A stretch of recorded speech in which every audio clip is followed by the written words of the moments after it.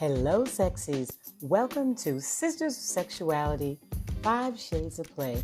Today's episode is sponsored by organiclovin.com. Hello, sexies. You are listening to Sisters of Sexuality, 5 Shades of Play, and I am Taylor Sparks, your host and sex goddess for the evening. We are here for the purposes of educating, entertaining, and informing you in all areas of sexuality, sexual health, kink, relationships, and the business of sex. I am so excited as I am every week to bring on a new guest, but this week, baby, I have someone amazing for you. But before I bring her on, let me tell you a little bit more about her. Dr. Jeannelle Perkins Mohammed is a highly respected psychotherapist, licensed family therapist, and accomplished author with over 2 decades of experience in relationship and life coaching.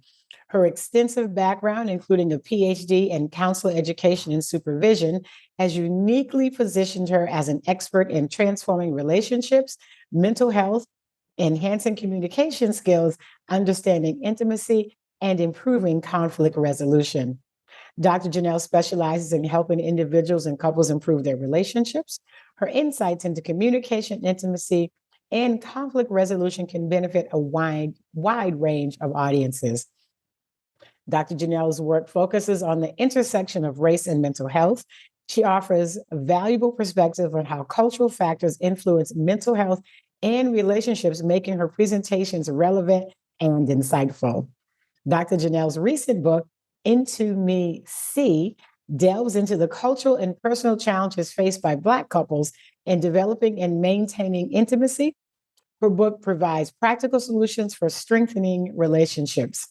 As an adjunct professor and practicum supervisor at prestigious universities, including the Citadel, Liberty, and Capella universities, Dr. Jeannelle is committed to training the next generation of culturally competent mental health care providers.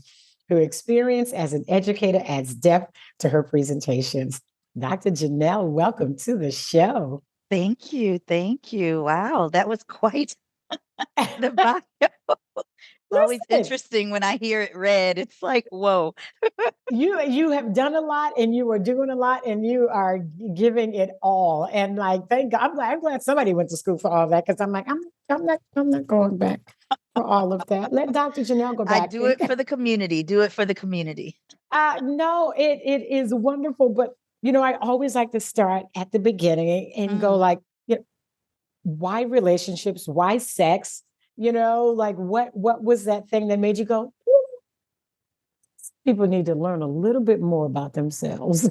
Yeah, truly. Well, for me, I come from a family full of ministers. So um that says a lot in and of itself. But what Mhm. happened was my parents were ministers for the marriage excellence and finance ministries in our church.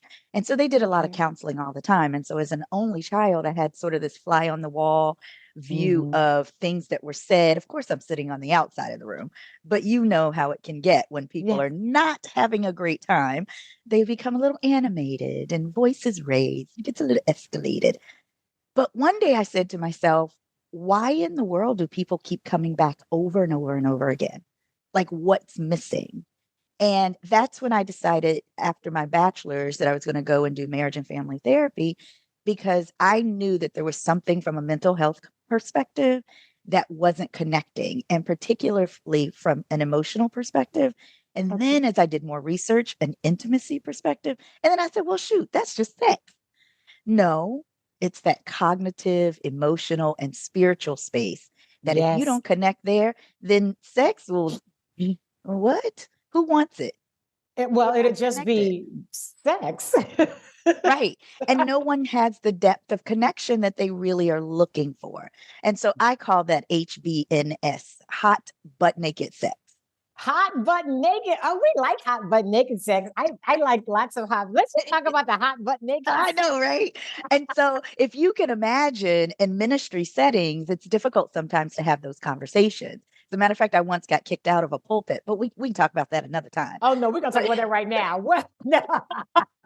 Who put you out the pulpit? well, what had happened was they asked me to teach, right? And so, at the time, and not now my ex-husband, but at the time, my husband and I were desperately trying to get across a bit of information about the levels of intimacy, like how to connect with people. And so they had this little bucket that people could toss their questions into, and it could be anonymous. So, of course, people know that I'm a little freer than your average bird, right? So they asked the question, what does God say about oral sex? And I was like, oh. So I went to answer the question according to Song of Solomon, where the word clearly talks about the fact that she's kneeled before him and the shadow of his tree is before her and she nibbles from his fruit. Well, the only fruit and tree I know of, See, I didn't get to that part of the Bible. that's in the Bible. But So see, what people is make that? all these Solomon? erroneous interpretations. Song of Solomon. They make all these erroneous interpretations of what it means, but let's just get down to brass tacks. At the end of the day, she was giving him oral sex. If she is kneeling before him and nibbling at his The fruit, the the fruit, fruit of the his fruit tree, of his tree.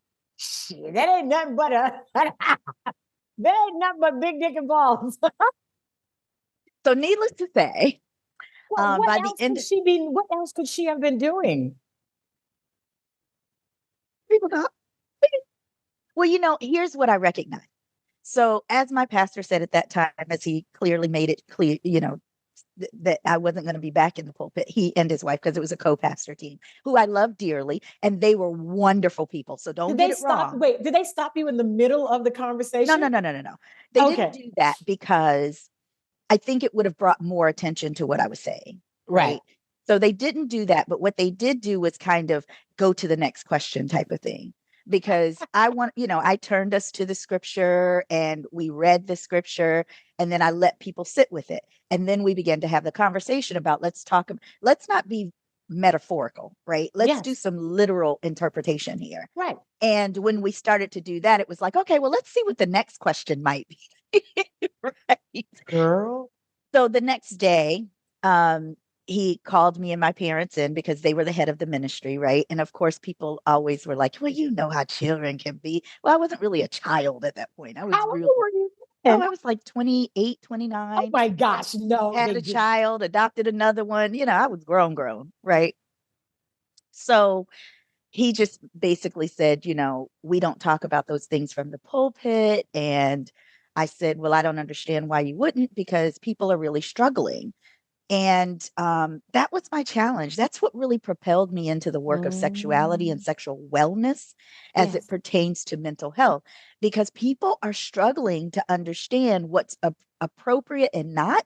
And what's appropriate is what's appropriate for you and your person, your partner, that's you don't have to talk to anybody else about that. exactly. Well, and this always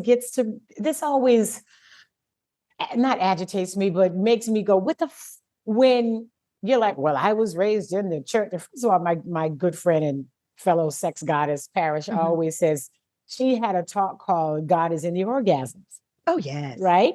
Ooh. And people were like, you can't say that. And she was like, God, what do you say when you have an orgasm? Oh, Mostly, God. except except for when they're with me, it's oh goddess. But I digress. It's oh goddess. Same. I digress. Well, but think about this for a moment, Yes, because in all actuality, the word says that we're made in the image of God. Now, I yes. know, don't write me letters. Don't y'all email me and send me nothing about what I'm getting ready to say. I'm just going to put it out here. So, if Say it. we're made in the image of God, doesn't that make us little gods? Like, I'm just saying. So, because if your children are made in the image of you, my daughter, my oldest, my mother used to call all the time, little Nell, there go little Nell, Yep. right?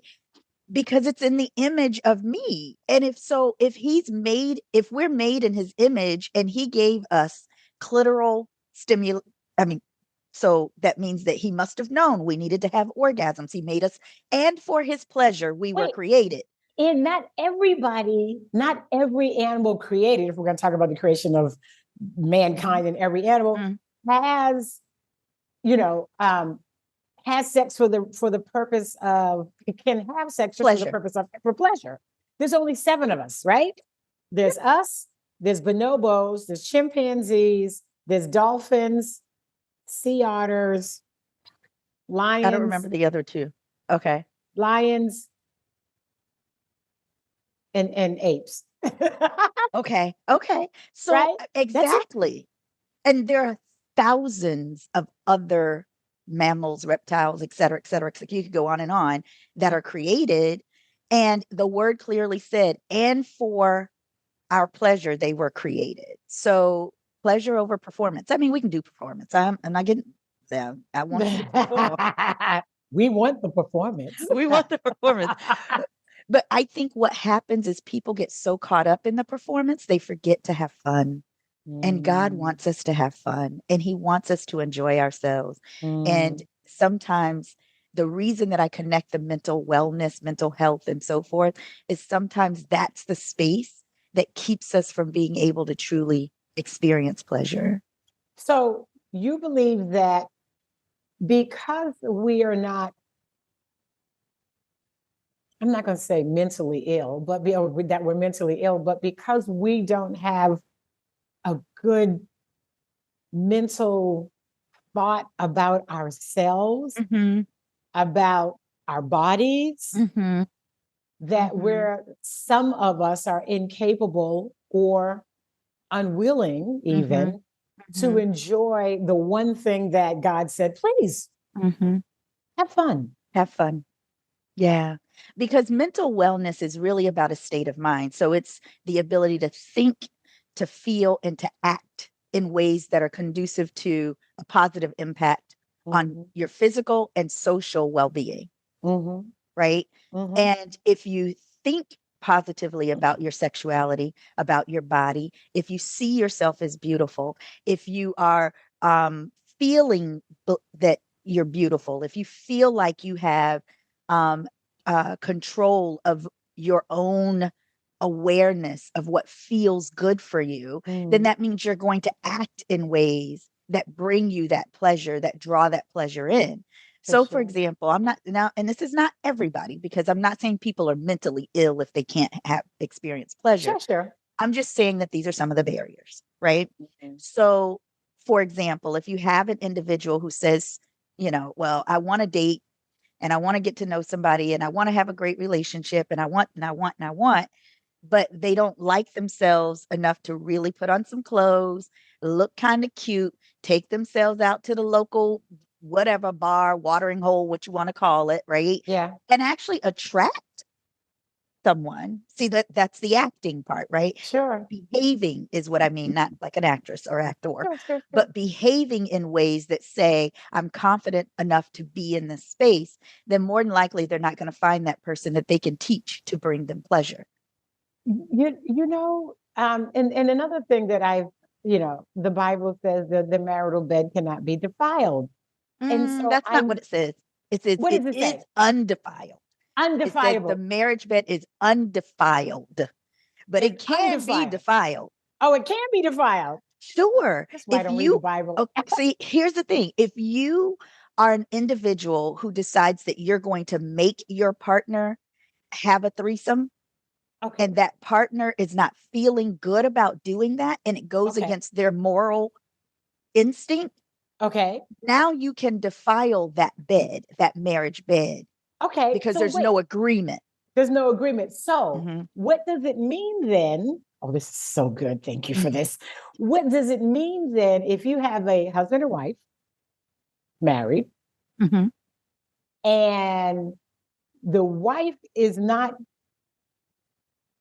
wanting to give her husband oral sex, Mhm. not so much because the Bible says one thing, but Mhm. because her mama said when she was Mhm. younger, don't do that, it's nasty. Yeah, that Now, I goes want to hear, back to yeah. but hold, I want to, what I have said to women who I have Mm. spoken to is that, you have to remember that our mother told us these things when we were like 14, 15, 16 years old, mostly to protect us Mhm. Keep us from from getting pregnant. getting pregnant, getting in a bad Sexually position with some transmitted guy that might take advantage of you that was older, STDs. STDs. but now you're 42 years old and you're still not sucking dick. What is going on? Like, I love it. you know what I mean? It's like, this is Yes. your husband. Yeah. This is not some guy on the street. Yeah. You know, in a dark alley. Mm-hmm. Your mother's not in the room with you, and if she is, she should leave. Mm-hmm. What do you say to what do you say to women who have grown up in the church Mm-hmm. and they're like, I can't because and the Bible and my mama? What do you say to them about what their mama said? And Yeah. So I'm gonna get a little deep on this one. oh, please That do. really goes back to intergenerational trauma. For sure. If you think about it, back during the time before we were slaves, no woman had any difficulty with whatever her husband or man or what, because nobody taught them that that was a problem, right? Yeah. Your partner was your partner for the purpose of pleasure, procreation, so if they had 3 or 4 wives so that the community could grow and we could build wealth or whatever Yes. that looked like, right? Yes. It was not until we became slaves under the guise of Christianity. Yes, ma'am. Yes, And ma'am. and again, I love the Lord. I happen to be a saved individual. And at the same time, I recognize there's some flaws, right? So 2 things can be true. And so what happened was that then became a way to defile. So if a slave master decided you were going to give him oral sex, you had no choice. And the last thing you were ever going to do was to bite him or to harm him, or Right. because then your family could be harmed. For sure. And then, the men were raped also. It wasn't that, yes. the black men were raped as well as were made to rape. Yes. And those were sometimes the ways in which they were raped as well. For sure. Right? And controlled. It was all about control. And controlled. So what began to happen is you pass this down as being a negative, a humiliating, degrading. Yes. You don't do this and it's nasty. And then you get to a woman who truly loves and adores her spouse, and his pleasure comes, and even hers for that matter. I mean, Yeah. there's some women they get pleasure out of giving oral sex. And now suddenly it's a bad thing. It's a terrible, awful, horrible thing. And you cannot, and if you're nasty, if you're doing it. But my question is, tell them that you're doing it. Well, who you telling that you're doing it? But I mean, if you're at home they're doing this, as you said, this is passed down epigenetically, right? From one generation to the next. Mm-hmm. And if that man has been taught that it's nasty, or only whores do that, right? Bad girls, whores, you can go over into the whorehouse and she's gonna suck your dick. But now you marry this good woman and she goes to suck your dick. And now this man, her man, is making her feel bad about herself because intergenerational trauma. Yes, because it's been passed down, and the degradation and the humiliation of sex in general. And have you read? And if you haven't, I know you were going to get this book, Black Women, Black Love: America's War on Black Marriage. What? Oh my gosh, it's by I interviewed Professor Diane Stewart. It is an absolutely amazing book. I use some of her research for my book. Wow. Well, one of the talks that is most sought after from my repertoire is racism's impact on Black intimacy. And that's what my book is about, right? Intimacy, mastering Black intimacy for the relationship you've always wanted, has those 3 or 4 paragraphs that are all about that intergenerational trauma and how that impacts the way in which we connect intimately. Yeah, she goes deeper. She has actual information regarding the slave narratives with regards to how our relationships were. And one of the things I've said, ethical. So, my focus is on ethical non-monogamy. I'm like, it's not new. Like you said, having more wives, having more husbands. And most of the women that were most of the women that were kidnapped and brought to the United States were between the ages of 15 and 30. Most of them were already married. Right. They might have already had children. And we know from history how strong the familiar bond was. It was a rite of passage to have this marriage and be part of, and then to be taken from that. And it over and over and over again, over and taken over over and and over and over and over over again, again. Yes. And not so just then, once. and then, like you said, the Christianity gets put upon us, Mhm. forced upon us, and then we acquiesce to it. And we, Well, we you didn't know, we really just have a choice when you think we, about it. we didn't have a choice, and No. we wanted. And then once the Civil War was over, then we wanted to become part of America and to Mhm. become legal. And Mhm. even though they had made us, bred us, have more than one wives, Mhm. uh, bred with more than one husband sometimes. So we were non-monogamous based on what was happening in plantation. Mhm. And then the Freedmen's Bureau was like, no, you can't do that shit no more. You can't do Mhm. that heathen shit you did on the plantation. Mhm. You only get to have one wife now, and you're the head of the household when they were Mhm. never the head of the household. And not only That's a that, but European you're standard. right. But not only that, but you're the head of the household that we can tell has to abandon the household at any time. Because if you move forward, right, and you get to this phase, and we're so off, it's so interesting. But you move forward and you get to this phase where we're talking like 50s, 60s, some of the Yes. 70s, Yes. where now you've moved all the industry out of the cities, Yes. right? You've put it on the outskirts of the cities. Yes. We can't get income, with economics plummeting in the Mm. households, in the families. Drugs are brought in, and Mhm. suddenly you're saying, oh, look at these welfare queens, right? Look at these people who are out here siphoning off of the system. And then you look at a household and a social worker comes in and says, and the The man man can't has to live go. here He can't if live here. you are going to get assistance from us. Right. And he not a brother, not a cousin, not an uncle. No one could live there. No And adult male. no adult male could live there. And the man that, if you had a child or two, since the black men have been and still are underemployed compared to the white man, Absolutely. he couldn't even afford to keep you and your Nope. new and your other child. It was so her book is absolutely amazing. I think you was, but I want to talk about your book. So let's talk about the intimacy Mhm. and Into me me see. see, which of Mhm. course, when I first read it, all I could think about, not all I could think about, but it made me think about um, Avatar when she said, I see you. And he was Mhm. like, I see you. Mhm. And what is more, I don't know, fulfilling Mhm. than feeling seen? Mhm. And all of your nakedness and nakedness not only just of body but of Mhm. mind, of Mhm. spirit. So tell me about, your thought process in what it is that needs to be seen amongst us in our black for our black men and women. Yeah. So Into Me See is about looking beyond the outer physicality Mm, and sometimes the stereotypical characteristics of mm, what we're told through cultural conditioning we should be seeing when we look at one another, yes. and dig deeper into that cognitive, emotional, and spiritual space. So it literally is about being able to open yourself to the vulnerability in a space that is so safe and that lacks judgment. Mm, Into Me See means that you literally can strip yourself of all the stuff you take outside for everyone else to see.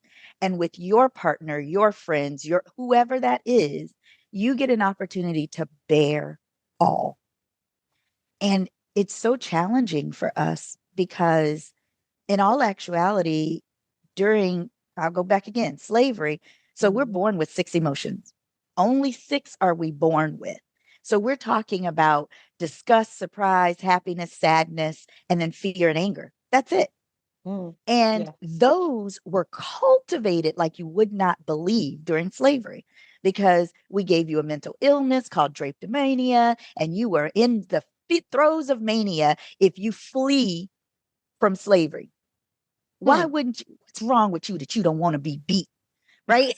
And What's wrong raped. with you that you don't want to be working for free? You got mania, drapetomania, right? Oh, And wow. so what they did was instill fear, because guess what the treatment was for drapetomania? Cut off your feet. No. Yes, that was the treatment. So it instilled fear and so we only really got an opportunity to experience 3 of the emotions in a deeper level. Mhm. There are thousands to be experienced, Sure. but we're not interested in being that vulnerable because every time we have been, someone has taken advantage. Mm. Yeah, Yes. someone has betrayed. So, Into Me See is about having that opportunity to look deeper into the individual and then allowing that individual to give you the fullness of who they are so that you really can come to that place where you have the ultimate expression of intimacy, which is that HBNS I was talking about, the hot button naked sex, The hot right? button naked sex. Then you got a T-shirt that says I that? sure do. You know I do. Oh, Look, girl, we need to get the T-shirt, the hot button naked look, sex. There's nothing that's better right. than hot butt naked sex. Yeah, and it's really that you when you get to that space, you're bearing all, Yes. bearing Yes. all. Do do you also work with well, do you also work with couples who are ethically non-monogamous, or are you only working with monogamous individuals or couples You know, or most of the couples who come to see me are monogamous, I'm right? monogamous? Yes, they are. Okay. And so I don't really see a lot of people who are even thinking about it. 1 or 2 I've had in the 20 years of experience. Really? Yeah, and we talk about it and they made a decision that that's what they wanted to be non-monogamous and then we talked about the rules for it. What does that Right. look like? Now that Sure. lasted for them for about 3 or 4 years and then they Okay. decided it wasn't what they wanted to do any longer and they just went back to monogamy, Yeah. right? But People change their mind all the time. absolutely. But I think you should be able to. Whatever you decide to do for with you and your partner, Yes. I'm all about it. Go for it. Yeah, no, yeah, it's the same. I don't think there's anything. I mean, in my 25-year marriage, we were ethically monogamous Mhm. for 12 years. Then we Mhm. opened the relationship. Mhm. Um, and then we kind of backed into the swinging thing. And Mhm. then I kind of transitioned into the polyamory and kink. And he Mhm. was like, "We're doing what now?" As my audience Mhm. have heard me say 1,000 times. He Mhm. was like, I don't want a girlfriend." I'm like, "I want a boyfriend. No, I want 3 boyfriends. I want a dom. No, wait, I am a dom. Shit. Right, I want right. 3 boyfriends and a All of this. dom. I want all of it. I want all of it." I like and then, I kind of settled into, and then I don't really like boxes. So I'm open, swinging, poly, kinky. I just Mhm. do, just depends on who I'm dating at the time. No, I And then we did understand. that for like 13, we were like 13 years. Mhm. And that actually worked good for us. Mhm. And then other shit wasn't good for us, which had nothing to do with the ethical Right. non-monogamy part, but it's Right. okay. But yeah, no, I am not anti-monogamy. I think Mhm. either one is a choice and Mhm. you get to choose, which is the best thing about being at the top of the food chain. We have choice. Right. Yeah, one of the things I probably do more than anything is really help people explore their sexuality Okay. within their partnership. So, Yes. oftentimes, even when it comes to going to a toy store and saying, okay, do I want to work with floggers and what kind do I want? And, Yes. I put together little kits, as a matter of fact, that I sell where you literally have your flogger and your mask and your all these goodies that go along Uh-huh. with a game. And then, Okay. but you get to explore. No one says it has to be this one or the other. And then you get to Yes. decide how you use that, right? Because most people think floggers are all about just whipping people, Yeah, but sometimes no. it's just about touch Right. and Yeah. learning what touch you like better. Do you like the leather? Do you like the suede? Do you like the Mm-hmm. metal? Right? Mm-hmm. Do you Mm-hmm. like the Yeah. feathers? Do you like ostrich? Do you like peacock? I mean, what works best for you? And if you decide at some point that you want to bring someone else in, then that's your decision. I'm not with having to have this conversation with everybody about what I'm doing in my space, but I do think we have to have the conversation about not being so um, just fearful of Mm. what sexuality means, what stimulation means versus Mm-hmm. penetration, Mm-hmm. Mm-hmm. what masturbation means, what it means to bring toys into the room. We got to get away from that fear and get to a place where we just enjoy. So speaking of masturbation, Hmm. have you had couples where one partner, might be the woman, might be the man, masturbates more than they have sex with their partner? And how do you, I should say, Mhm, how do mhm, you address that? Like, I mean, mhm. there may be different various reasons, but what are some of the ways that you might, counsel or coach Yeah. a couple with those concerns? Yeah. I think the conversation has to do in that situation more with whether or not how they're doing it. Is it to porn or is it Mm, to some video that they're watching of their mate, whatever that might look like. If it's porn and there is true addiction there, that's where mhm. it gets really tricky Okay. because then it becomes about one person or the other's self-esteem and whether or not Mm, you really love me and do you like my body and things of that nature. And so then we're having a conversation about what it is that's attracting you to this space. When you mm. are masturbating, what is it that you're thinking about? And we might not have this conversation with your partner in the room initially, right? Sure, sure. Because we need to put the right language around it so that they can receive it well. And oftentimes I find that people who are masturbating when their partners aren't around are just really seeking release. And partners sometimes think they don't want me. Right, And when right. you can help people make a paradigm shift in their thinking around that, it's transformative because now Mhm. you understand, oh, it's not about me being bad or ugly or wrong or anything like that. It's about your need. And Yeah. sometimes you can, come on in and help me out Right. And sometimes I just needed to get one off and you or were at release, work and just a you know, release. it's just a reason. It has nothing to do with you. And a lot of times I think a lot of things that are happening with our partners really don't have anything to do with us. And we take on these things and it's like, this Hmm. got to do with you. Hmm. Really has nothing to do with you. And it's so thrilling. So where are some other areas of intimacy that you kind of guide people, your clients to? What other areas that they really need to kind of focus on to help build that intimacy or Hmm. rebuild it? Hmm. I think one of the biggest ones is demonstrating appreciation for one another. We have a tendency when things go wrong to stay in the space of talking about what went wrong. But when Mm, you could do one thing that's just phenomenal, and we'll talk about that for 3 seconds, right? And so one of the things that I recommend they do is to put up a flip chart. I'm the flip chart queen. I grew up on flip charts. Okay. So get one of those flip charts that has the self-adhesive piece and put it on the wall and put a line down the middle of it. And then put each person's name on it.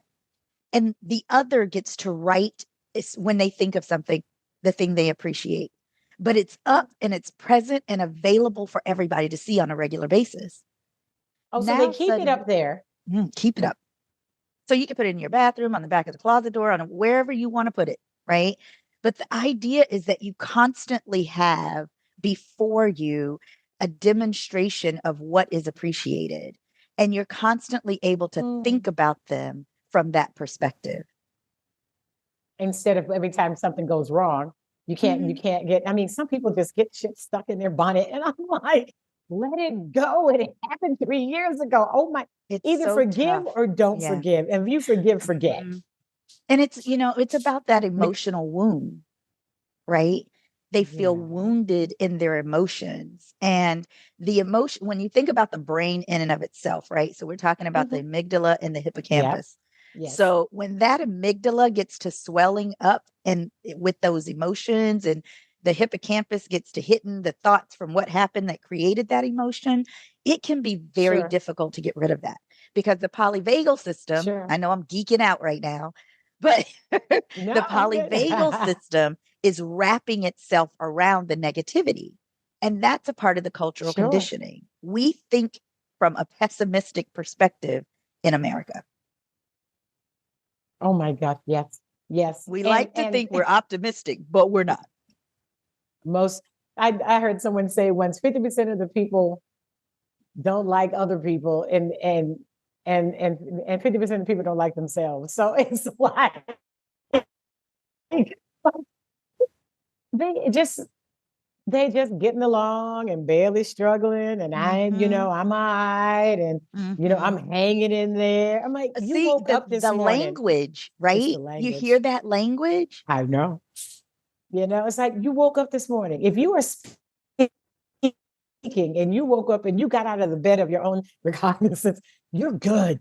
Yeah, The fact that you woke up this, you know how many people died last night in I their sleep? know. I know. They went But to bed I think and that thinking it goes was good. yeah.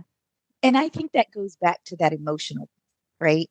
If there's no vocabulary for describing what you really feel, you only have those 6 words. And most of the time, people say bad and good, and food tastes bad and good. People don't feel bad and good. Hmm. Mm, Hmm. Food tastes bad and good. mhm, People don't feel bad mm-mm, and good. mm-mm, People mm-mm. feel, isn't wonderful?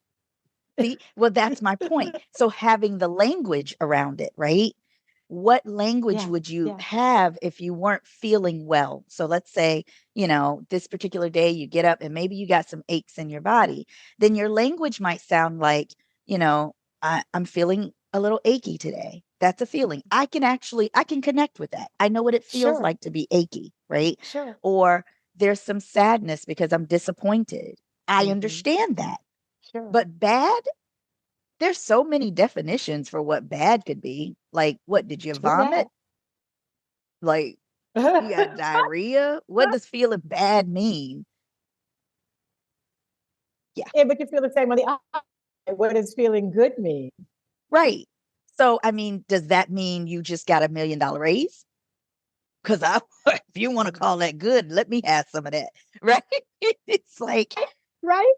determining what that emotion really is good. I'm excited. Oh, well, what are you excited about? What happened?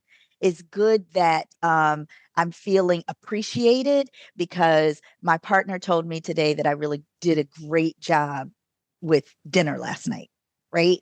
That's I Yes. can connect with that. Mhm. Mhm. Yes, yes.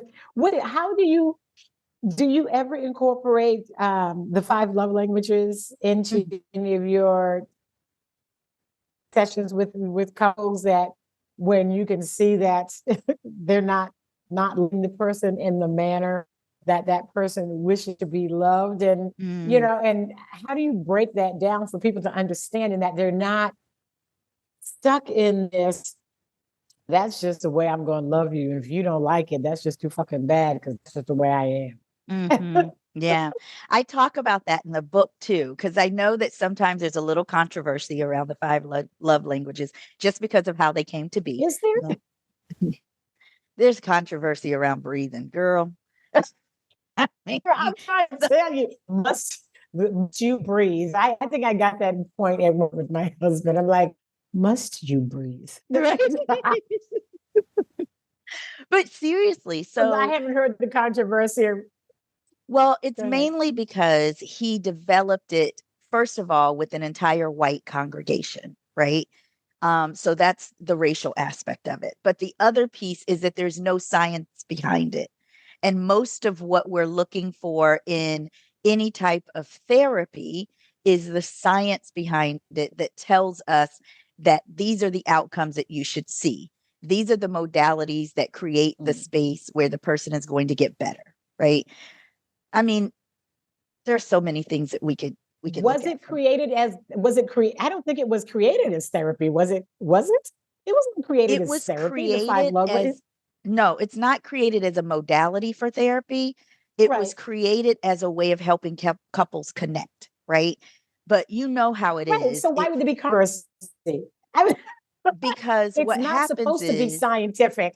I agree. What happens is that anytime you get into a space of a psychologist, a licensed marriage and family therapist, a Sure. licensed professional count, you're getting into their space. They now want to know, okay, well, what are the Oh, outcomes?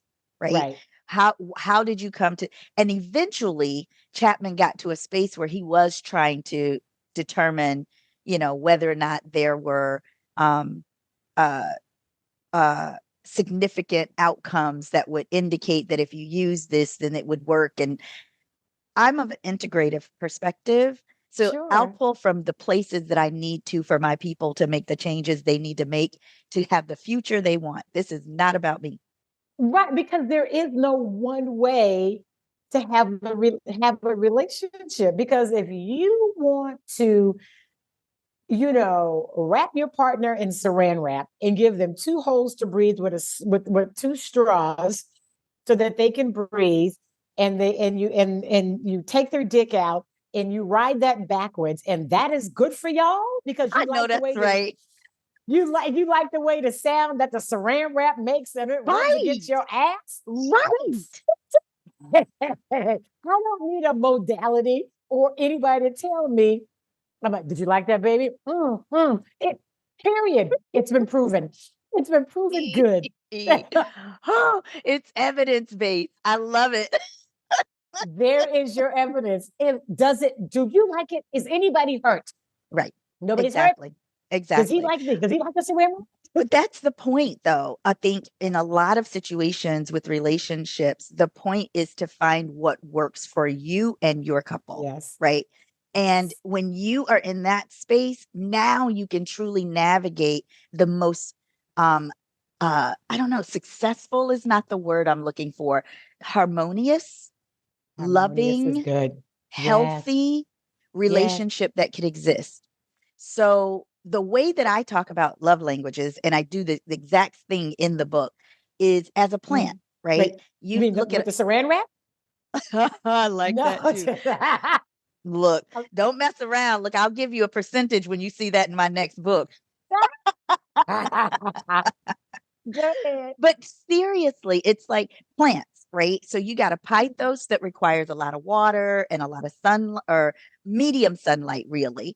And Mhm. it grows very long. And, back in the day in the hood, these are the plants that had no leaves that you had these little vines running across. What I'm talking about.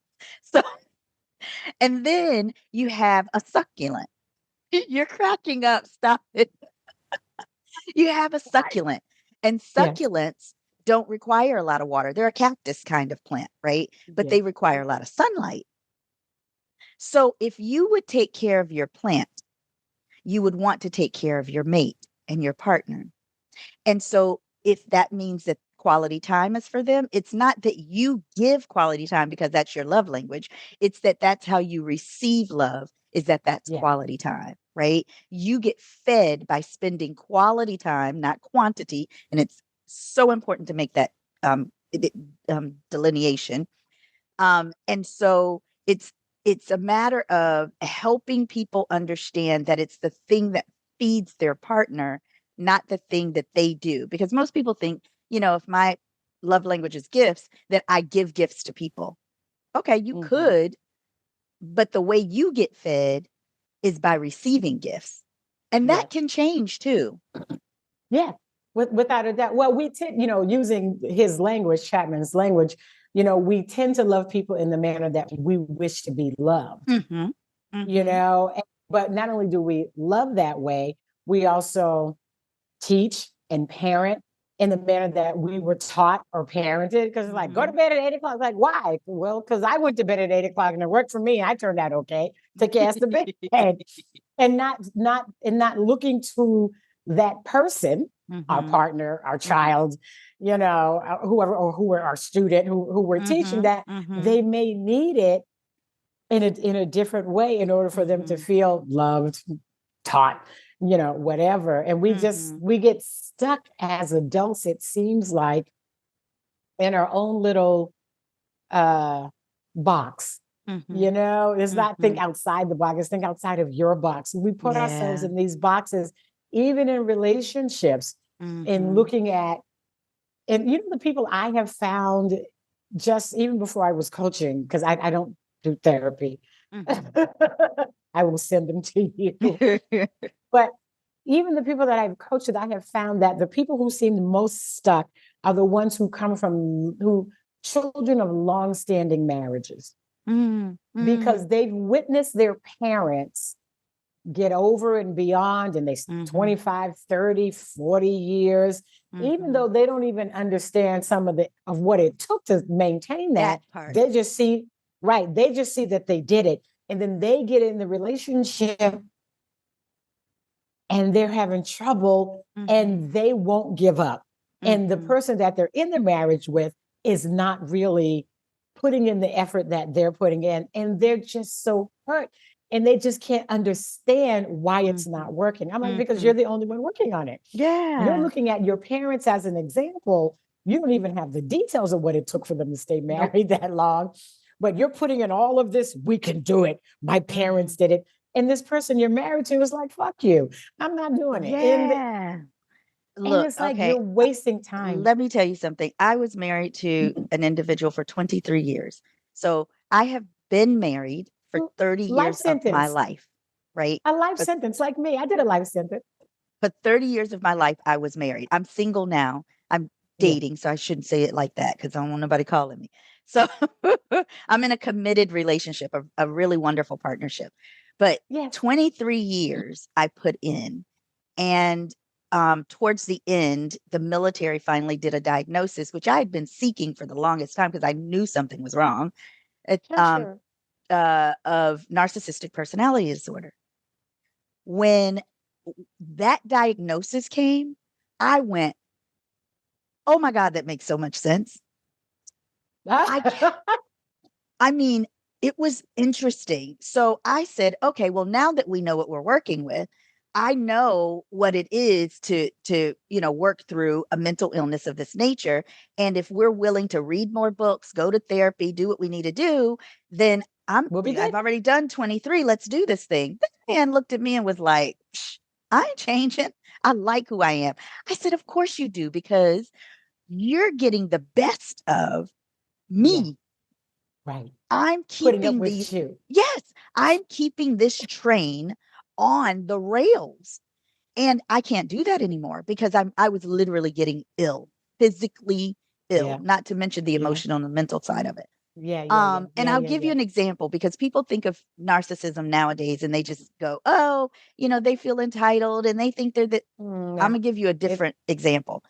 We were going on a vacation. We were living overseas and we were going on a vacation. And I had to run into the gym to get my headphones to take with us. So I go into the gym, I open the locker, and you know that little metal piece that's sticking out of where you put your hook it through? I bent down so quickly that I hit my head on it, right? Ow. Okay. Oh, yeah. And with full force because I wasn't thinking about it. I was just thinking about getting the headphones. So I think, like it really hurt. And I figured I could just go, I'll be fine. I walk out of the locker room, walking down the hall and faint, pass out. Oh my God. So people knew who we were because it's a small military base, right? So they were like, oh my gosh, Doc, oh my gosh, right? So they, someone had noticed that he was in the car. So they go to get him. He comes in, I could do this, look up, and I could see my head. Right? Ooh, which is a girl, good sign. It's a good sign because you don't want internal swelling. You want external swelling. Okay. Right? Okay. Yeah. But I wasn't thinking like that at the moment. All I knew is I could see my head. So my first thing is, oh my God, I'm going to be bleeding. He walks through the door. He's like, girl, get up. You're being ridiculous. And people are like, wait a minute, hold on.